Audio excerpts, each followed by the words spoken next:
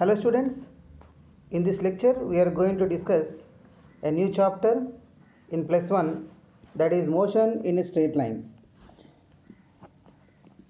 So generally the study of motion is a branch of a physics.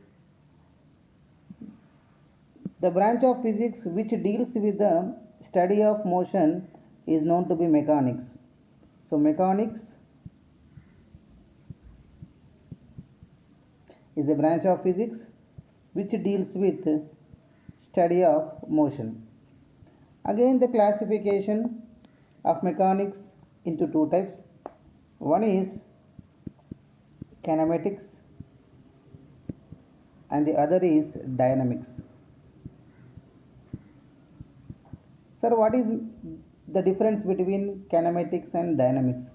So kinematics is a study of motion of objects without considering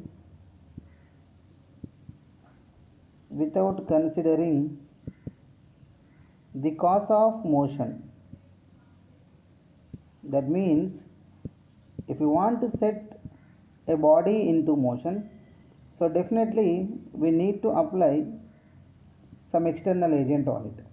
So whatever the external agent which brings the body into motion, so that we are not considering in explaining the motion of an object. So this study is known to be kinematics. Sir, what is dynamics? So dynamics nothing but what? With considering the cause of motion. That means we are going to include the external agents which brings the body into motion and relation between its motion we are going to discuss under this dynamics. Okay, if the body is applied or if a body is experiences a force F on it, what happens? It changes its position from one point to another point. In the same way, its velocity changes, it changes in acceleration. So different effects including with the force we are going to study, that is known to be dynamics. So in kinematics nothing but it is a pure study of motion of object, so without considering the force acting on it. And in this kinematics we are going to study the different concepts here. So that is motion in a straight line, motion in 1D, in the same way projectile motion,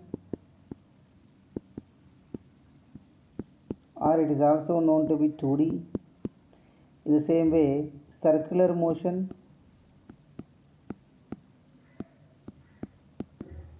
and next rotational kinematics,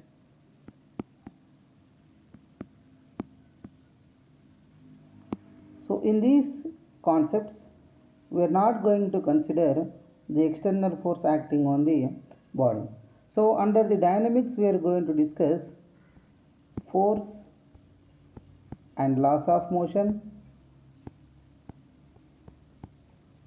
work energy power,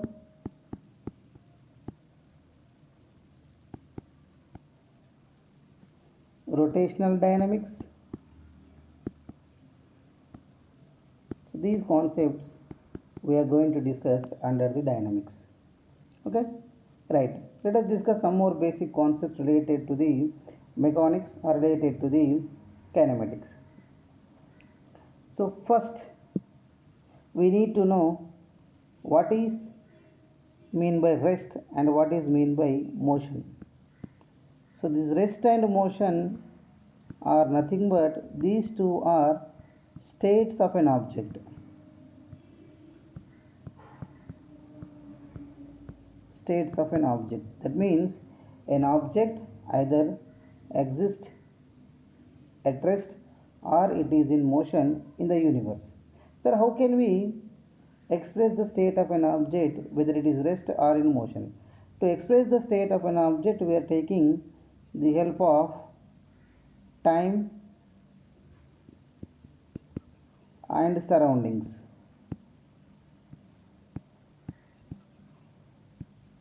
Time and surroundings.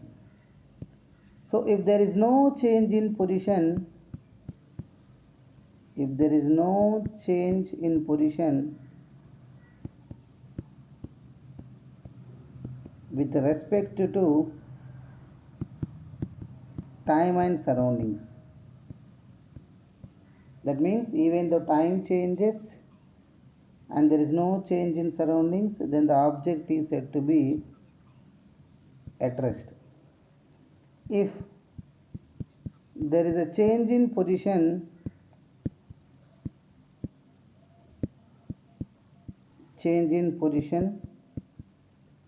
with respect to time and surroundings, then the object is said to be in motion. So without these two parameters, that means without time and surroundings, we cannot get the complete information about the state of an object. So with respect to time and surroundings, what happens? The object will be, the position of an object is going to change. So then the body is said to be in motion. So generally these two terms, the rest and motion, are relative. So what is mean by relative? So relative nothing but they are not always same with respect to the all points, or with respect to the all point of observations, the rest and motion are not same for the same body. So rest and motion are relative. Sir, what is the meaning of this? Let us study what is the meaning of this rest and motion are relative. Let us take one example here. So in a bus, two persons A and B are traveling. The bus is moving with, for suppose, 40 meter per second. So another person C is observing the motion of an object, that means the motion of the bus, by standing beside of the road. Let us study the state of A with respect to B and with respect to C. Let us see, with respect to B, what is the state of A? A is at rest. Sir, bus is moving with 40 meter per second. How A is at rest with respect to B? Because whatever the change in time, in the same way change in surroundings of A and B are both are same. That means as the time passes, the position of A with respect to B is constant, position of B with respect to A is constant, and the surroundings of A and B both are same. That's why with respect to B, A is at rest. But with respect to C, A is in motion. Why? As the time changing, the position of the A changes. Okay, now position of the A changes and surroundings of A is also going to be changed as the bus is moving. So that's why the same person A is at rest with respect to B and A is in motion with respect to C. This is the meaning of relative. They are not always the same with all reference point, with all observation points. The states never be same. They are relative. They can be changed. If the point of observation changes, the state of an object will also change. That is the meaning of relative. Right, for this let us take one example. So in your house, you take your father. So your father is dad, you can call him as a dad, and your grandmother call him as a son, your mother will call him as a husband. So what will happen? The same person, okay na, he is your father, but the relations are what? So for you he is father, for your mother he is husband, for your grandmother he is son. The same person, but the relations are different with respect to the different persons. So in the same manner as the point of observation changes, the rest and motion will also changes. That is the meaning of this relative. Right. So in the same way, to study the motion or to study the position of an object, we need a reference point, or we need a frame of reference.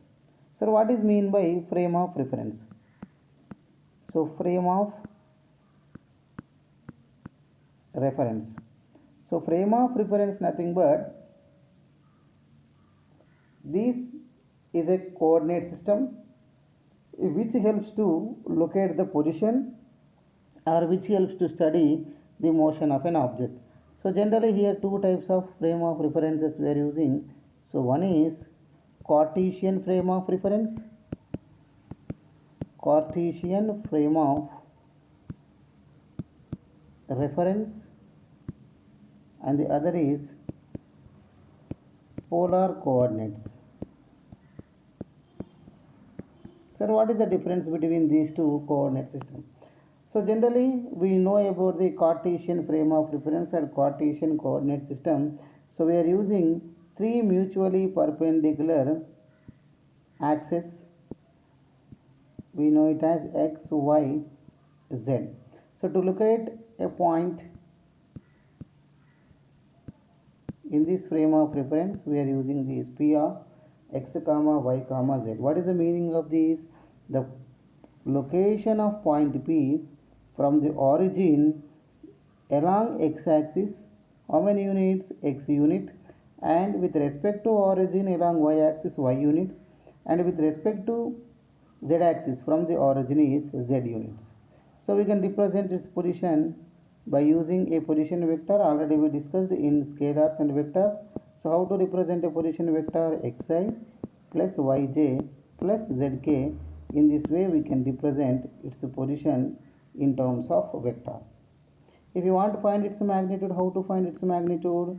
R is equals to under root of x square plus y square plus z square. This is known to be Cartesian frame of reference. Again, in this Cartesian frame of reference, if the motion is along one axis, that means if the object is moving along only single axis, either it may be along x-axis or maybe along y-axis or z-axis. So if the motion is restricted to only one axis, that study is known to be motion in a straight line or motion in 1D. It may be x or y or z. Generally we are considering x-axis as our reference axis in straight line motion. And here sign convention also important. From the origin, what is mean by origin? Origin nothing but it is a convenient point to you. That means from where you are observing the state of an object, that point we can generally consider as a origin. So with respect to this origin, we are going to study the position of an object.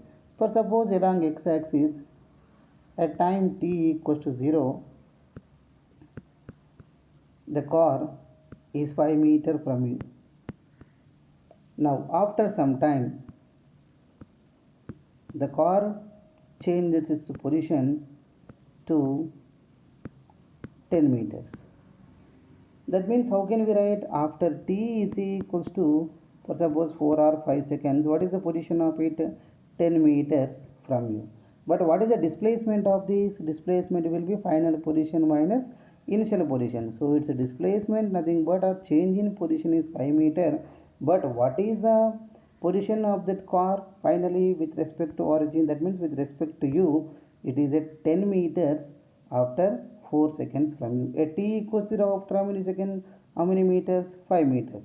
So in this way we are going to explain, or we are going to find out the position of a object with respect to the origin. If it is 2D, that means sometimes the motion will be in 2 dimension. Sir, can you give one example? Yes, let us take one example here. If you throw a ball into air, so you are throwing from here, another person is catching here into air by some angle.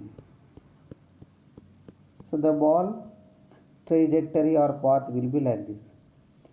So in its journey, it has horizontal change in position, in the same way vertical change in position.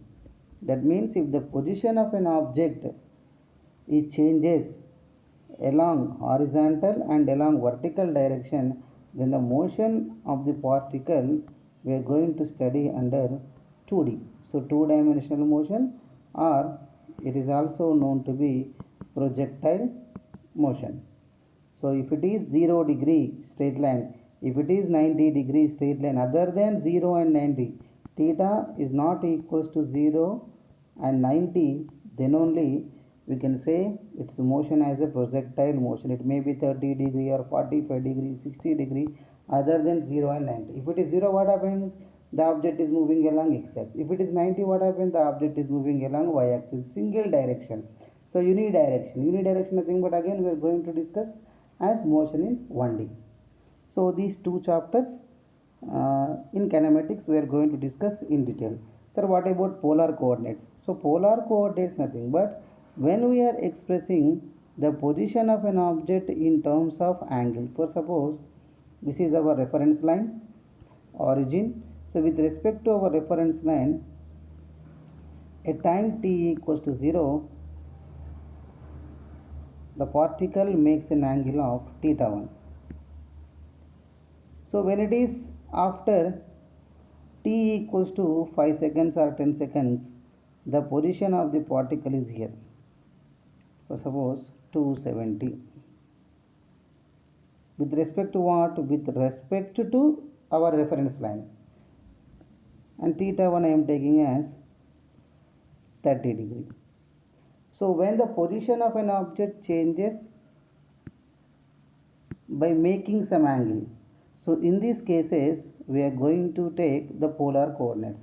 So how can we express the position of a particle in polar coordinates? So we know that the resolution of a vector r bar, so r bar we can write, so this is the x distance and y distance. So x cos theta I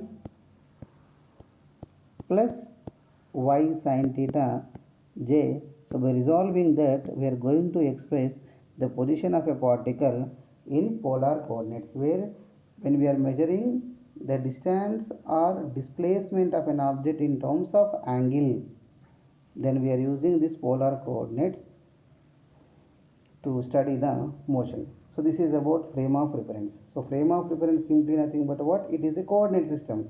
So coordinate system which helps to study the motion of an object. Now let us discuss about the distance and displacement. So as the object is set into motion, what will happen? Its position is changes continuously with respect to time and surroundings. So with respect to time and surroundings, we are going to explain its distance in terms of d and displacement in s or x. So in lower classes, you know about what is mean by distance and displacement. Let us revise in a very quick manner. So what is mean by distance and what is mean by displacement? Let us take between 2 points A and B,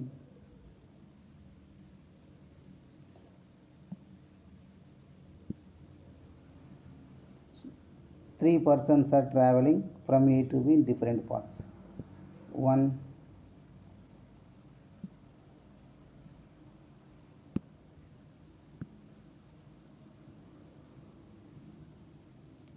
2, second person, and finally the third person is moving from A to B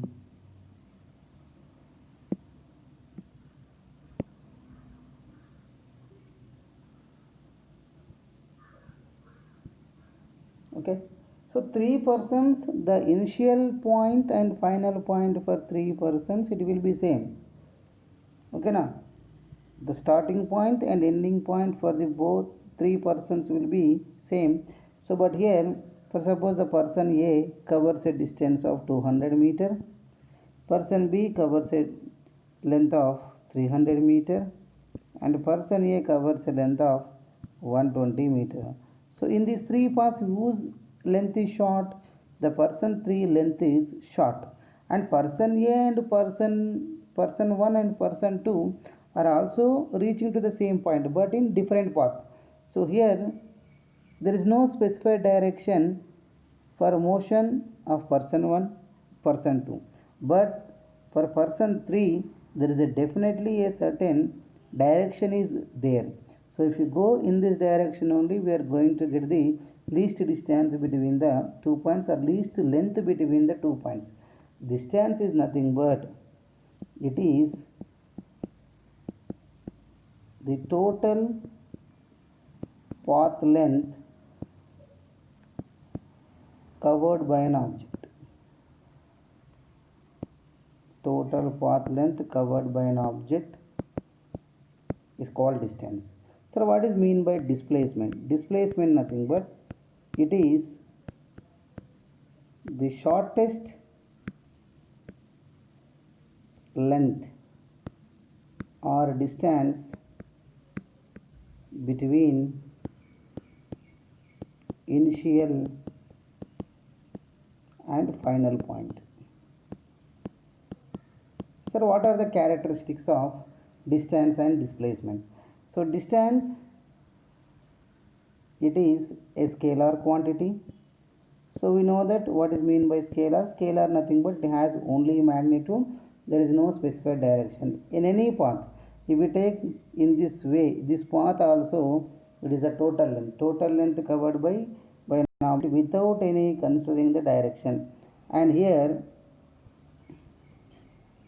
it is a vector quantity. So vector quantity nothing but it has both direction and magnitude. And one more important point, let us take one example to discuss before going to discuss about the point. A car starts from point A to point B and return to a final point C. From A to B, it covers a length of 100 meter, and from B to C, while it is returning back, it covers a distance of or length of 60 meter. Now in this case, let us try to find out the distance and displacement. So what is distance? We know the total path length covered by the body. So total length nothing but what? The distance or the length between initial and final position. So we can write distance as A to B plus B to C. Why? It is a scalar quantity, no need to consider any direction, directly algebraic sum. So AB plus BC. So 100 plus 60. So distance of the journey is 160 meter. Now let us try to find out the displacement. So what is mean by displacement? Shortest distance between initial and final point. What is initial point? A is initial point. What is final point? C is final point. Now we can write displacement AB minus BC. Sir, why you are writing minus BC? Because already I told you the sign convention, if it is moving along the positive x-axis, the displacements can be considered as positive sign. If they are moving along negative x-axis, the displacements or distance can be considered as negative sign. If it is a vector, compulsory sign convention to be followed. For this distance, no need to consider any sign convention because it is a scalar quantity. Right. So AB is 100, BC is 60. Therefore, the displacement of the journey will be 40 meter. That means from A to C, it covers a length of 40 meter. So what is the position of it from A to C? That means along positive x-axis, the final position of it will be 40 meter from the A. And for suppose if before that, let us take in this only one discuss one more point. As the time increasing, the distance covered by the body will also increases. That means distance it increases with increase in time. If it is in motion, definitely the distance increases with increase in time. For suppose here what will happen in a case of a displacement, it may decreases with increase in time. Okay, right. let us take one more example to study its characteristics. By throwing a body from the ground, it reaches to a height h. After reaching the final point, again it reaches to the ground. So A, B and B, A. So upward journey AB, downward journey is BA. In this case, let us try to find out the distance and displacement. So distance is equal to total length. What is total length? A to B plus B to A. So A to B is h, B to A is also h. Therefore, D is equal to what? 2h is the distance. Then what about displacement, sir? So displacement, let us find out. X is equal to AB, upward journey positive, downward journey negative, because it is a vector quantity. Again, opposite vectors. These two are what kind of vectors? Opposite vector. If opposite vector, how can we add? AB minus BA. Right, H minus H. We are going to get displacement as 0. That means which can be 0? Distance never be 0, but displacement it can be 0. And one more important point, distance is always greater than or equals to displacement. Sir, under what conditions the distance equals to displacement? Let us take one example. Okay, the last example, the straight line motion example we are going to take. For suppose the object starts from A and reaches to B. Okay, A to B, the length covered by the body is 100 meters. Now they are asking what is the distance and displacement. So distance is 100 meter and displacement is also what? 100 meter. That means if the object is moving along a straight line, if the object is moving along a straight line without changing its direction, then distance equals to displacement. So in most of the cases, if the object is not moving in a straight line, definitely distance is always greater than displacement. So if you observe the examples here, so here 2h is a distance, here 0 is a displacement. Like that we are going to get in different cases as distance greater than displacement. Right, sir, what about unit? So unit will be same for both. SI unit of distance is meter and CGS unit of distance is centimeter. It is both. The for displacement also same. SI unit is meter, CGS unit is centimeter. Right. So in our automobiles we have one device. So in the device, one gives the information about speed of an object and the other gives the information about whatever the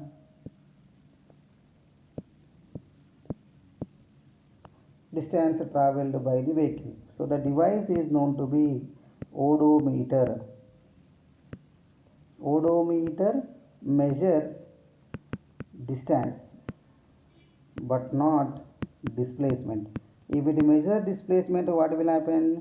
If it starts from your home, again when you are reaching to home, the reading should be 0. We won't get the reading 0 in the odometer. So it, but not displacement. It measures only distance. Then what about this another meter here? We have a pointer. This pointer is moving. This is known to be speedometer. So speedometer measures speed of an object Again we are going to discuss what kind of speed it is. It is average speed or instantaneous speed. We are going to discuss in the next. So speed of an object. Okay, this is about the distance and displacement. Let us take some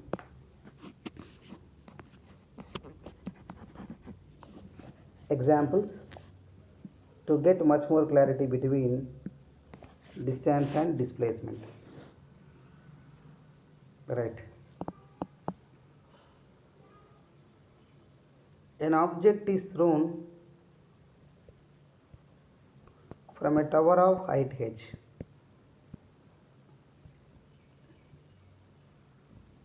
It reaches to a height capital H and finally reaches to the ground. Now they are asking, in this case, what is distance and what is displacement. So let us take some points here, A to B and B to C we will take. Right. So distance, total length covered by the body. Total length we are going to write A to B, and again it reaches to the same level, plus B to A plus B to C. So A to B is H, A to B is capital H, B to A is capital H, and B to C is small h. Therefore 2 capital H plus H. So this is the distance. Then what about displacement? Displacement is nothing but what? Initial and final position. So initial position is A, final position is C. So therefore simply we are going to get from figure, displacement is nothing but AC. So what is AC? AC is equals to height of the tower. So your answer will be X. Right, let us take one more example.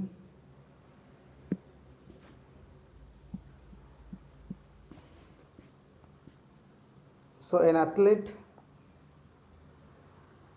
is running along the circular track of radius 100 meter. Okay, na? An athlete is running along circular track of radius 100 meter. They are asking, find his distance and displacement. Distance and displacement after 1/4 revolution, after half revolution, after full revolution. Okay, let us do one by one. After 1/4 revolution, so 1/4 revolution nothing but the position of the athlete will be here. He starts from here at time t equals to 0. After some time his position will be here. So A to B. So in this A to B we need to find the distance and displacement. So first distance. So distance nothing but the length, whatever the length along the circumference of the circle. So this length is nothing but 1/4 of 2 pi r.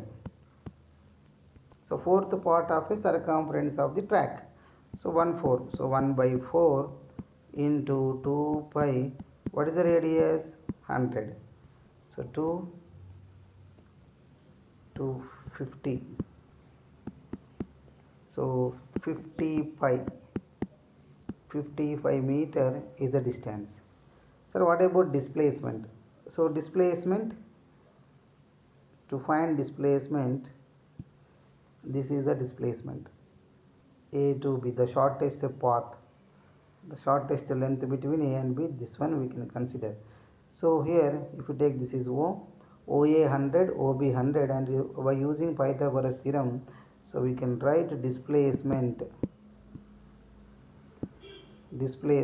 AB is equals to under root of OA square plus OB square. So 100 square plus 100 square. So 100 will comes out. So 100 root 2 is the displacement. Okay. Right, next, after half revolution. So after half revolution, what is the position of him? Exactly diametrically opposite position. So after half revolution, right, initial position is here, and after half revolution his position is here. So this is R, and then this is also R, A, C. So distance D is equals to half of revolution, half of 2 pi r, therefore pi r, so 100 pi. Then what about displacement? Displacement is equals to A to C. So A to C we can write AO plus OC. So R plus R, 2R, that is 200 meter. Next, last one is after full revolution. After full revolution, again he reaches to the same point. So after full revolution, distance is nothing but circumference of the circle. So 2 into pi into 100. So what is the distance? 200 pi meter is the distance. Then what about displacement? Displacement is equals to 0. Why 0? Is initial position and final positions are same. So from this we are going to get a very important point. What is that? After complete journey or in a complete path, displacement of an object is equals to 0. So this conclusion we are going to get from this example. That means if the object starts from its journey from a particular point, if it reaches to the same point again, so what is the displacement of it? Its displacement will be considered as 0. And let us take one more point here, one more example. Right, the question is given like this.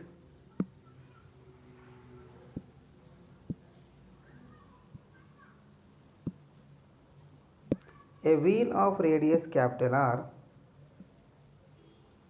is rolling on the floor.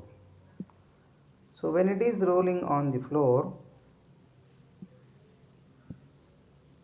what is the displacement of the point B after half revolution on the circular track? Okay, so here they given that the radius of the wheel is given as R. The radius of the wheel is given as R. So after half revolution,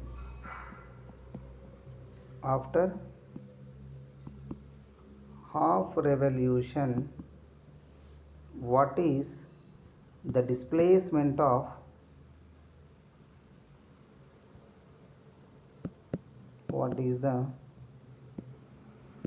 distance and displacement of point P.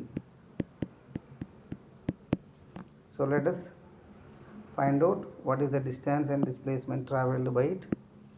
So this is the point P at time t equals to 0. So as it is rolling, so when it is rolling, after half revolution, my point P is here. So after half revolution, as it is rolling on the floor, it covers a distance is equals to half of the circumference. So why? It is rolling on the floor. When it is rolling on the floor, this position will be changes to here. And as it is rolling on the floor, how much distance it will be moving in the forward direction? Half of the revolution. What is the formula for half of the revolution? Pi r. That means distance of the wheel or distance of the point B after half revolution is pi r. Sir, then what about the displacement? So how to find the displacement? So let us find out the displacement. To find the displacement, I am going to draw a right angle triangle here. This is P, P dash, and for suppose this is O. So P, P dash is my displacement. So P, P dash. So how to write P, P dash from the right angle triangle? PO square plus OP dash square. So PO square nothing but what? Whatever the length covered by the body along the horizontal direction. So what is horizontal direction? PO? Pi r. So pi r whole square. And what about OP dash? OP dash is nothing but its radius r plus r. So we are going to write 2r whole square. So after simplifying this, we are going to get pi square r square plus 4r square. So r square will come outside, out of the root. There we are going to get pi square plus 4 is the displacement of an object or point P which is on the rim of the wheel. So in this way we are going to calculate the distance and displacement. Okay, so take care, stay safe.